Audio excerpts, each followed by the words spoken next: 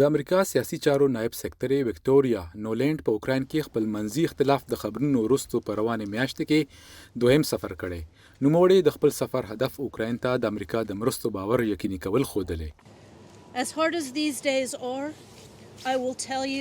لکه څنګه چې دا ورځې ډېرې سختې دي، زما په نظر د اوکراین دا وخت زیات مضبوط او سخت دی د تیر ژمي په پرتله چې کله ما سفر کړی وو.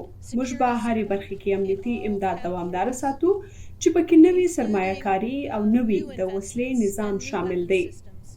د نولینډ سفر په داسې ناکلاره حالاتو کې شوی چې په اوکراین کې دننه صدر زيلنسکي او د هغه د ځواکونو مشر ویلري زالوژني ترمنځ اختلاف د ولس نه پټ نه دی پاتې شوی. زيلنسکي امریکا خبر کړي چې غواړي خپل نامتو جرنیل بدل کړي. د اوکراین څېړونکي ګڼي چې خپل منځي اختلاف لوړې کچې ته رسېدلی، نو ځکه د نولینډ دوره ښایي چې اتحادیان هم اندېښمن دي. مونږ دا ویلی شو چې ویلري زالوژني پوز مشرۍ د چوکۍ نه لرې کېدل یقیني دي. د زالوژني لرې کول د سپکاوي خبره ده او دې سره تړلی هر یو شی مطلب سیاسي جنجال دی. کولیک وایي د شخړې مطلب د اوکراین سیاسي او پوځي مشرتابه د نړیوالو ارزښتونو پوره کولو کې پاتې راتلل دي.